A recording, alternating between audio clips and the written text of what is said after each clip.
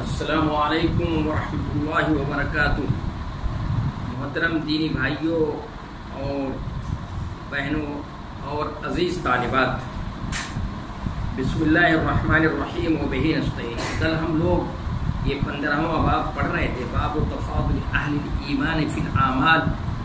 کہ اعمال کی وجہ سے اہل ایمان ایک دوسرے سے کیا ہیں کا افضل ہونا، یا اہل ایمان کا عمل میں ایک دوسرے سے افضل ہونا، یعنی ایمان والوں کے اعمال کی وجہ سے درجات الگ الگ درجات ہوتے ہیں۔ اس کو امام بخاری رحمۃ اللہ علیہ نے اس حدیث کے ذریعے سے کیا کیا ہے، اس کو ثابت کیا ہے۔ امام بخاری رحمۃ اللہ علیہ کے درجے الگ الگ ہوتے ہیں۔ اس کو تو یہ بات ہو رہی تھی کل کہ اللہ تبارک و تعالیٰ انبیاء کرام سے اور اپنے لوگوں سے کہے گا کہ بھائی ان کو تم پہچانتے ہو، تمہارے آدمی ہوں، ان کو جہنم سے نکال دو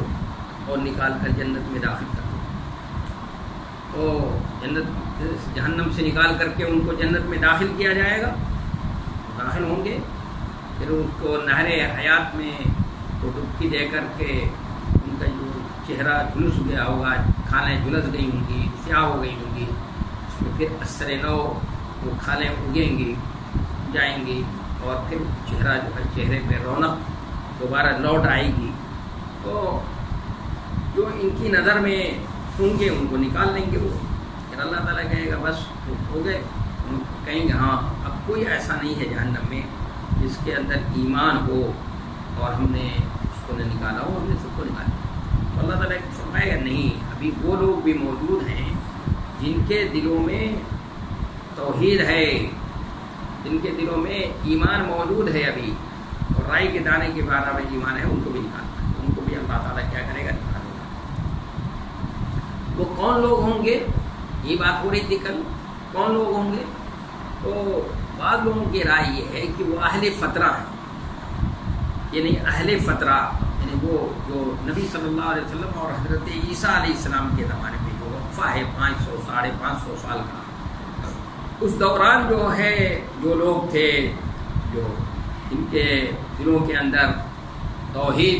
جیسے زید ابن دسنا تھے، اور اس میں قس ابن سعد الریادی کے بارے میں جیسے آپ نے فرمایا کہ یہ کل قیامت کے دن اٹھایا جائے گا تو ایک جماعت کی شکل میں اٹھے گا، ان کے دلوں میں ایمان تھا، اور جب اللہ پر جب وہ اللہ کو ایک مانتے تھے اور توحید کے قائل تھے، تو یہ اہل فترہ ہیں، ان کو یعنی ان کو نکالا جائے گا، نکال کر لایا جائے گا جہنم سے، نکال کر جنت میں لایا جائے گا۔ فترہ میں سے جو لوگ ہوں گے جن کے اندر رائی کے دانے کے برابر ہوگا، اور اگر ان کی کتاب زندگی میں نیکیاں ہی نیکیاں آئیں تو وہ داخل کر دیا جائے گا ویسے۔ تو یہ ایک نقطۂ نظر ہے، لیکن یہ زیادہ صحیح نقطۂ نظر نہیں۔ صحیح نقطۂ نظر یہ ہے کہ یہ کیونکہ یہ لوگ نقطۂ نظر کے جو لوگ قائل ہیں وہ یہ کہتے ہیں کہ اسی لیے کہ چونکہ انبیاء کرام کا اس وقت سلسلہ موقوف تھا، اس لیے انبیاء کرام کو واسطہ بھی نہیں بنایا گیا، اور اللہ تعالیٰ براہ راست ان کو جہنم سے نکلوائے گا، کیونکہ وہ رسالت سے واقف نہیں تھے، رسالت پر کا تذکرہ بھی نہیں تھا، ان کے نظر میں رسالت کا معاملہ نہیں تھا، اس لیے وہ رسول کو واسطہ نہیں بنایا گیا، ذریعہ نہیں بنایا گیا۔ لیکن یہ بات جو ہے وہ صحیح نہیں ہے، تو یہ نقطۂ نظر بہت زیادہ کوئی صحیح نہیں معلوم ہوتا، محل نظر ہے۔ زیادہ صحیح بات یہ ہے کہ وہ ہر امت کے اندر، ہر نبی کی امت میں ایسے لوگ ہوں گے جن کے اندر ایمان اور یقین ہوگا، لیکن بہت کم درجے کا ہوگا، معمولی درجے کا ہوگا، یعنی رائی کے دانے پر۔ اور ہر امت کے اندر، اس امت اور اسلامیہ کے اندر نبی صلی اللہ علیہ وسلم کی امت میں بھی ایسے ہوں، حضرت عیسیٰ علیہ السلام کی امت میں بھی ایسے ہوں، حضرت موسیٰ اور حضرت ابراہیم اور جتنے بھی انبیاء کرام ہیں، ان سب انبیاء کرام کی امت میں اس طرح کے لوگ ہوں گے، اور ان کو پھر کیا کیا جائے گا، اللہ تبارک و تعالیٰ نکالے گا۔ تو میں نے کہا تھا کہ اس سے یہ بات سمجھ میں آئی کہ انبیاء کرام کو سارے غیب کا علم نہیں ہوتا، اللہ تعالیٰ وہی غیب کی باتیں بتاتا ہے ان کو جو ان کے لیے ضروری ہوتی ہے، جتنی ضرورت ہوتی ہے اتنی کا علم اللہ تبارک و تعالیٰ ان کو دے دیتا ہے، ان کو بتا دیتا ہے۔ لیکن ارے چیزوں کی ضرورت نہیں ہوتی. بتاتا اس بات سے، اس حدیث سے یہ بات سمجھ میں آتی ہے. اس لیے ہمارے جو بریلوی بھائی ہیں جو یہ کہتے ہیں کہ نبی صلی اللہ علیہ وسلم کو ساری غیب کا علم تھا اور سارے غیب کا علم اللہ تعالیٰ نے بتا دیا تھا، یہ تو ویسے بھی قرآن کے خلاف ہے. قرآن صاف لفظ میں کہہ رہا ہے عندہ مفاتیح الغیب لا یعلمها الا هو، کہ غیب کی چابی بھی اسی کے پاس، اللہ کے پاس ہے. یعنی اس کے ذرائع اور وسائل بھی اللہ نے کسی کو نہیں بتایا. اور ارے 5 چیزیں کا سورہ لقمان میں جس کا تذکرہ ہے، 5 چیزیں ان کا علم اللہ تبارک و تعالیٰ ہی کو ہے. کسی کو اللہ نے اس کا علم نہیں دیا. قیامت کی وجہ میں سے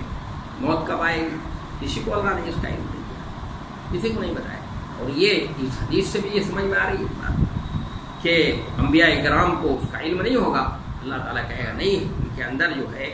ابھی رائی کے دانے کے برابر ایمان اور یقین موجود ہے، اس لیے ان کو بھی جہنم سے نکال کر کے اس میں جنت میں کیا کیا جائے گا، داخل کر دیا جائے گا. تو یہ حدیث جو ہمارے سامنے ہے، اس حدیث کا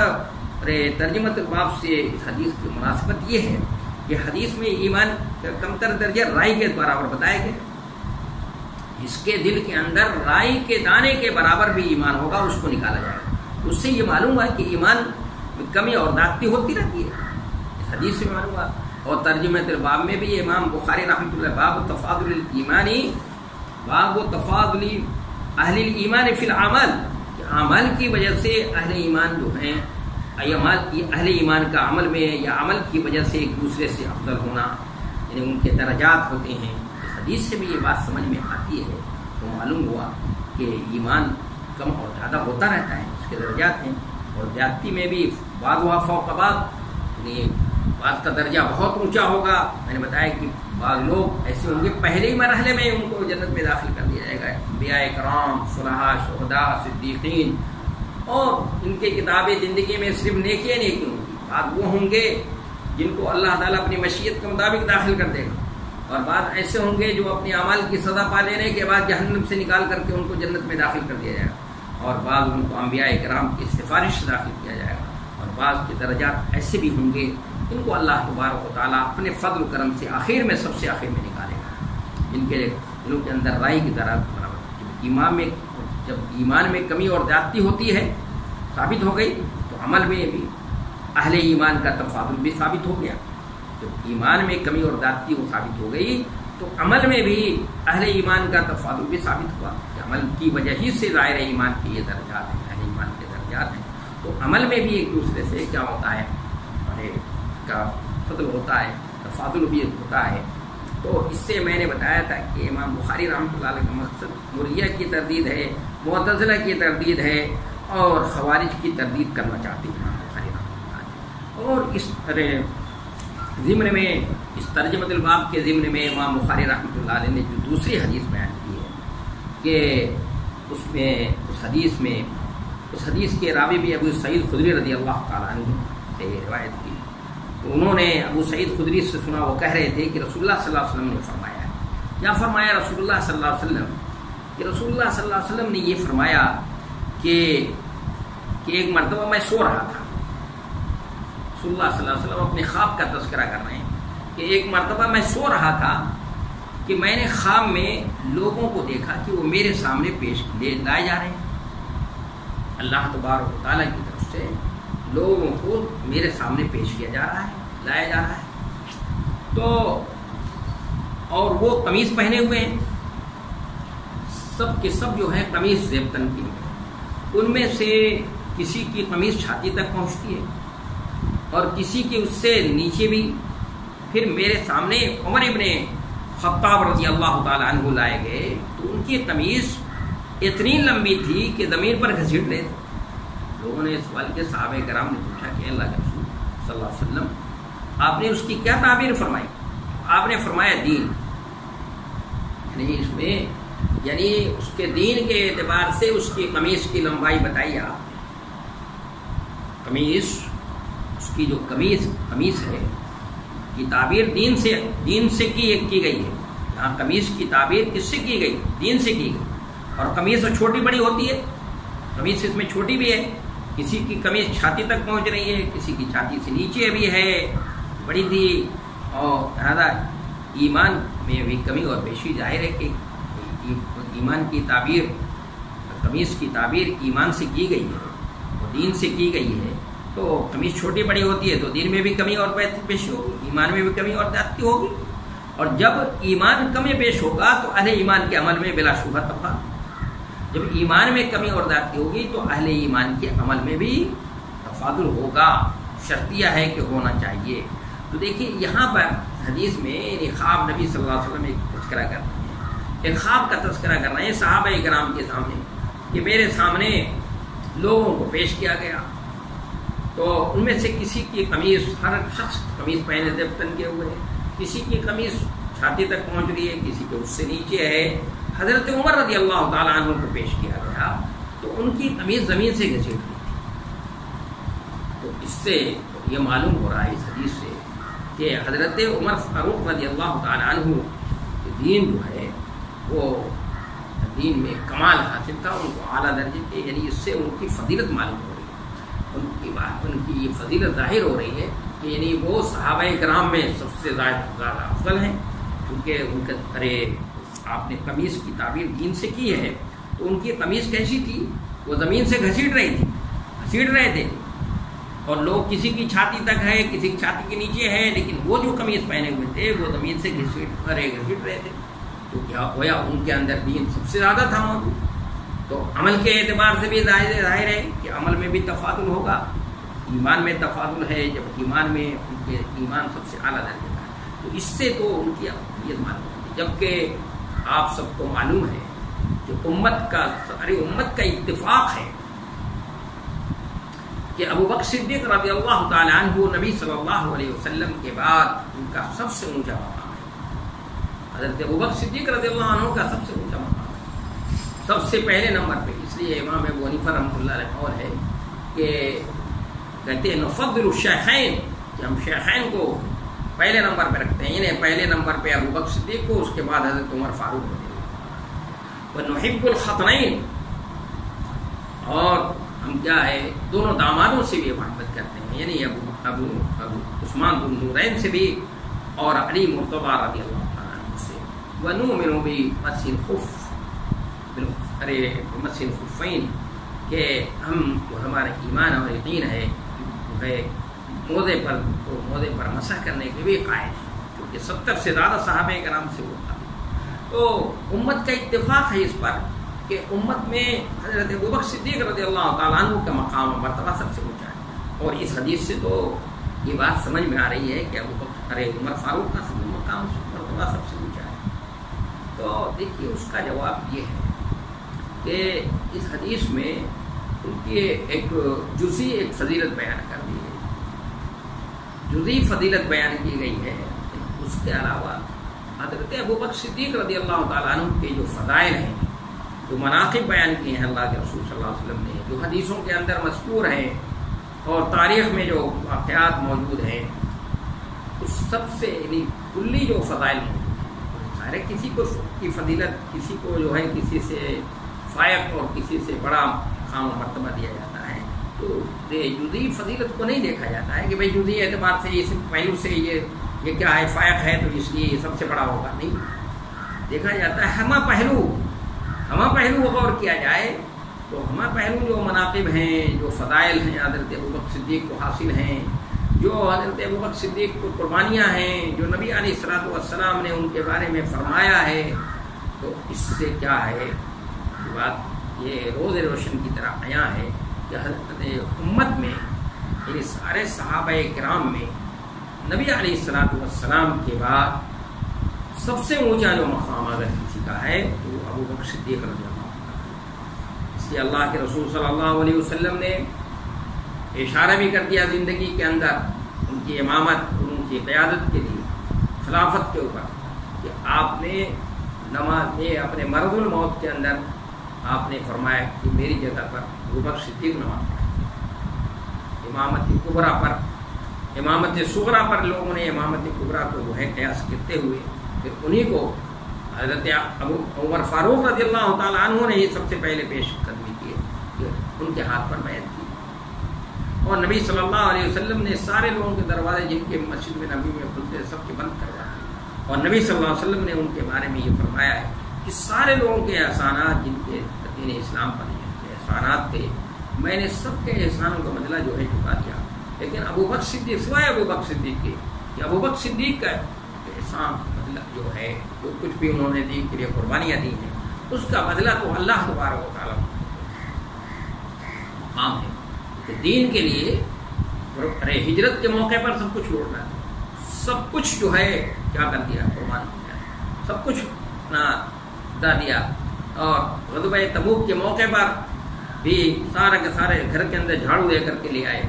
اور نبی علیہ الصلوۃ والسلام کی فضیلت کے لیے کافی ہے کہ نبی صلی اللہ علیہ وسلم کی یار غار ہیں، غار ثور میں نبی صلی اللہ علیہ وسلم کے ساتھ 3 دن وہاں پر 2 راتیں گزاری، 3 دن ہے وہاں پر گزارے ہیں غار ثور کے اندر۔ اس لیے حضرت عمر فاروق کہتے تھے کہ اگر ابو بکر صدیق رضی اللہ تعالیٰ عنہ مجھے غار ثور کی راتوں کو دے دے مجھے، تو میں اپنی پوری زندگی کا عمل کروں۔ اس لیے امت کا اتفاق ہے اس کے اوپر، اور قرآن نے ان کی تعریف کو اولو الفضل کہا ہے۔ سورہ نور کے اندر اللہ تعالیٰ نے حضرت ابوبکر صدیق رضی اللہ تعالیٰ عنہ کے لیے ہی اولو الفضل کا لفظ استعمال کیا ہے۔ تو حضرت ابوبکر صدیق رضی اللہ تعالیٰ عنہ کا امت میں مقام مرتبہ ہو گیا ہے، کیونکہ اس حدیث سے جزئی طور پر یہ بات ثابت ہوتی ہے کہ حضرت ابوبکر صدیق حضرت عمر فاروق رضی اللہ تعالیٰ عنہ، وہ ان کے قمیص زمین سے گھسٹ رہی تھی، انہوں نے دین کے اعتبار سے وہ بظاہر وہ افضل معلوم ہو رہے ہیں، لیکن یہ جزئی فضیلت ہے، جزئی فضیلت سے کلی فضیلت جو ہے ضروری لازم نہیں آتی ہے، لیکن اس لیے امت کا اتفاق اسی پر ہے۔ تو یہ اس ترجمۃ الباب میں امام بخاری رحمۃ اللہ علیہ نے 2 حدیثیں نقل کی، اور اس سے یہ بتایا ثابت کیا ہے کہ ایمان کے اندر بھی کمی و بیشی ہوتی ہے، تو اہل ایمان کے عمل میں بلا شبہ اس میں تفاضل ہوگا، اور ان کے درجات الگ الگ ہوں گے، اور یہ درجات جو ان کے ہوں گے کل قیامت کے دن ان کے عمل ہی کی وجہ سے، عمل ہی وہی سبب بنتا ہے درجے کا، کسی کا اعلیٰ درجہ ہوگا، کسی کا اس سے کم ہوگا، کسی کا اس کے بعد ہوگا، کسی کا سب سے ادنا درجے گا، کیونکہ عمل اس کے پاس اس طرح کا اس نہیں ہوگا۔ اس لیے تو یہ 2 حدیثیں ہم نے پڑھی، اور ان حدیثوں کا ترجمۃ الباب سے جو حدیث، ان دونوں حدیثوں کی مناسبت ہے وہ مناسبت بھی بتا دی، ترجمۃ الباب کا مقصد کیا ہے، امام بخاری جس کی تردید کرنا چاہتے ہیں یہاں پر اس کی بھی وضاحت ہو گئی، اور حدیث کا مطلب بھی تھوڑی مختصر انداز میں اس کی وضاحت کر دی۔ لیکن اب اس حدیث سے ہمیں کیا کیا باتیں ہمیں سامنے آتی ہیں جس سے ہم اپنی عملی زندگی میں اس سے فائدہ اٹھا سکتے ہیں۔ تو دیکھیے اس حدیث سے سب سے بڑی بات ان دونوں حدیثوں سے یہ سمجھ میں آئی، پہلی حدیث سے یہ بات سمجھ میں آئی کہ ہم نے ابھی بات بتائی تھی کہ انبیاء کرام بھی غیب کا علم نہیں ہوتا، سارے غیب کا علم نہیں ہوتا، اللہ تبارک و تعالیٰ انبیاء کرام کو بھی اتنی ہی غیب کا علم دیتا ہے جتنی کی ضرورت ہوتی ہے۔ اس لیے ہمارے جو بھائی ہمارے بھائی ہیں جو یہ کہتے ہیں، عملی زندگی میں ہم ان کو دیکھتے ہیں کہ وہ کہتے ہیں کہ نبی صلی اللہ علیہ وسلم کو سارے غیب کا علم تھا، ان کی بات جو ہے ان کا یہ نقطۂ نظر، یہ رجحان جو صحیح نہیں ہوگا، ان کی یہ بات محل نظر ہوگی، ان کو چاہیے کہ اس پر یہ کریں۔ اور اس میں بہت ساری قرآن کی آیتوں کا انکار ہے، اور جناب نبی کریم صلی اللہ علیہ وسلم کی 1 سے زائد حدیثوں کا بھی انکار ہے۔ تو آپ یہ سمجھیں کہ قرآن کا انکار کر کے کوئی، قرآن کہہ رہا ہے لو کنت عالم الغیب لاستکثرت من الخیر، کہ اگر میں غیب جانتا تو سارے خیر کو کیا کرتا، سمیٹ لیتا۔ اور حدیث جبریل جو السنہ ہے اس میں حضرت جبریل نے آپ سے قیامت کے بارے میں معلوم کیا تھا، تو آپ نے فرمایا تھا کہ جس چیز کے بارے میں آپ مجھ سے پوچھ رہے ہیں نا، وہ مسئول جو ہے سائل سے زیادہ نہیں جانتا اس کے بارے میں، یعنی آپ بھی نہیں جانتے ہیں، اور جبریل میں بھی نہیں جانتا ہوں جس چیز کے بارے میں، یعنی قیامت کے بارے میں جو آپ سوال کر رہے ہیں، تو مجھ سے سوال کر رہے ہیں آپ، تو میں اس بارے میں نہیں جانتا، بس یہی جانتا جتنا آپ جانتے ہیں، یعنی کیا مطلب نہیں جانتا اس کے بارے میں، یعنی کہ کب آئے گی اس کا علم مجھے نہیں ہے۔ تو انہوں نے پوچھا تھا کہ آپ نہیں ہے علم ہے تو کم سے کم اس کی نشانیاں اور علامتیں بتا دیجیے۔ تو اس میں آپ صلی اللہ علیہ وسلم نے اس علامتیں بتائی. تو سب سے اہم بات اس حدیث کو پڑھنے سے ہمیں یہ بات سمجھ میں آئی. کیا سمجھ میں آئی؟ کہ انبیاء کرام کو اللہ تبارک و تعالیٰ سارے غیب کا علم دیتا ہے. دوسری بات یہ سمجھ میں آتی ہے کہ اعمال کی وجہ سے مومنین کے درجات الگ الگ ہوں گے. کل قیامت کے دن حدیث سے یہ سمجھ میں آتی ہے ہماری بات کہ کل قیامت کے دن مومنین کے درجات الگ الگ ہوں گے. سب کے درجے الگ نہیں، ایک نہیں، یکساں نہیں ہوں گے. اس لیے جنت میں بالا خانے بنے ہوئے ہیں، سب کے لیے الگ الگ بالا خانے بنے ہوئے ہیں. جو جس مقام و مرتبے کا ہوگا اس کو اسی طرح کے بالا خانے میں جو رکھا جائے گا، اسی جگہ میں رکھا جائے گا. اور یہ جو درجات ان کو حاصل ہوں گے وہ کس کی وجہ سے؟ وہ عمل کی وجہ سے. یہ یعنی اعمال کے اعتبار سے بھی اہل ایمان ایک دوسرے سے کیا ہوتے ہیں، میں فضیلت تفاضل ہوتا ہے. کسی کا عمل زیادہ ہوتا ہے، کسی کے اندر کم ہوتا ہے، کسی کو اور بہت زیادہ عمل میں بڑا ہوتا ہے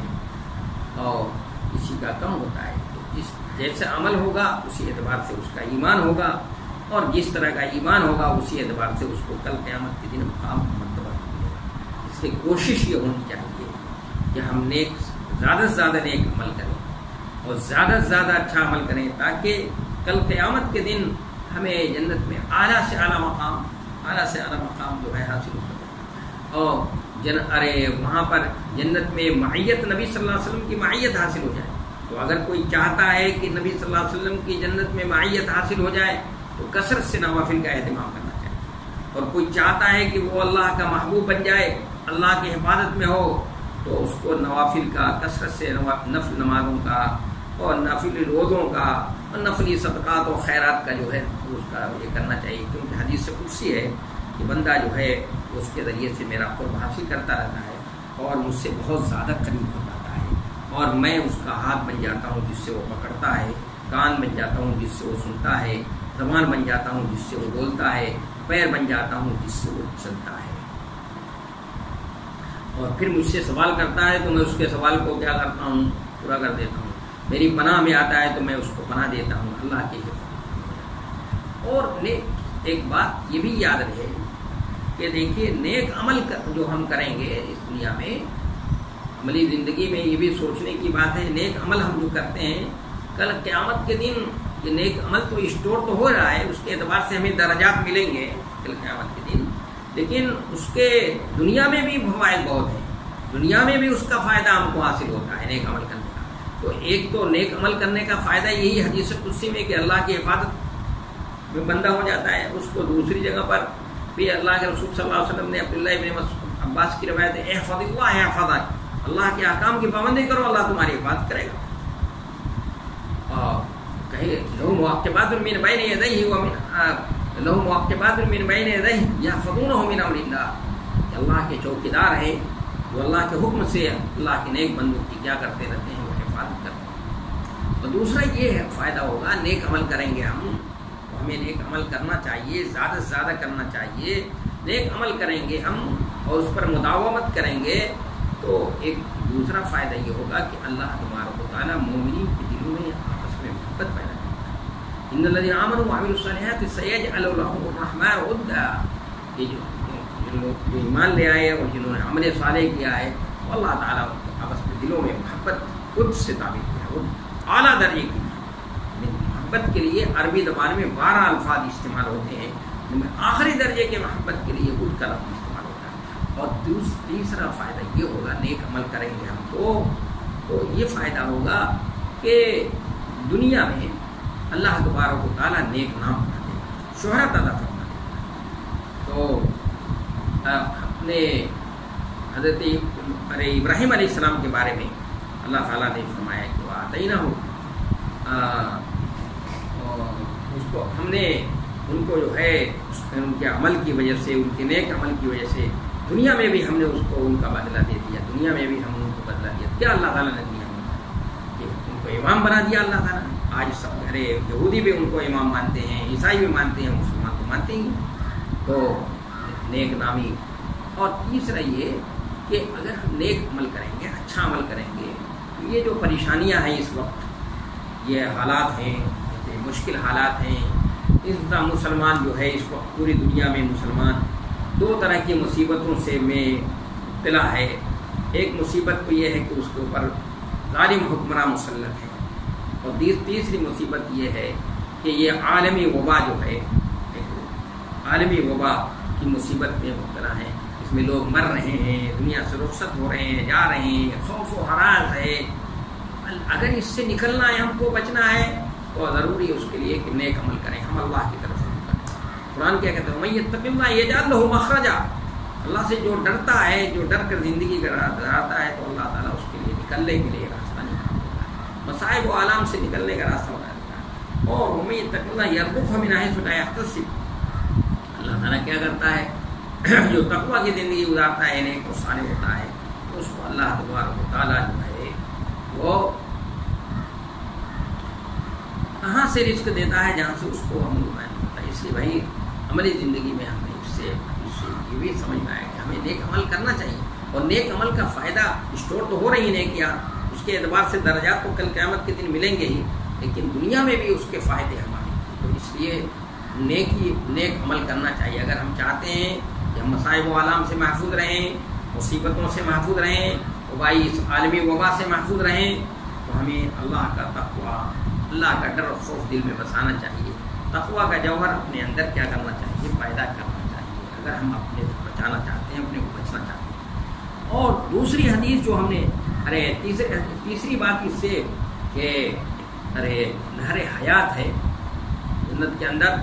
کہ جہنمیوں کو اس میں ڈبایا جائے گا، ان کو ڈبکی دی جائے گی، اور اس کے ذریعے سے جو جہنم نے ان کے چہرے کو جھلس دیا ہوگا، جو چہرہ ان کا سیاہ ہو گیا ہوگا، پھر اثر نو ان کی طرف رونق کیا ہوگی، لوٹ آئے گی۔ اس حدیث سے یہ بات بھی سمجھ میں آتی ہے، عملی زندگی میں ہم اس کو اس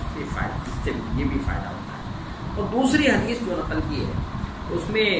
اس سے یہی بات سمجھ میں آئی کہ نبی علیہ الصلوۃ والسلام کا خواب، جو انبیاء کرام کا خواب جو ہے وہ بھی اس کی حیثیت بھی وحی کی ہوتی ہے۔ انبیاء کرام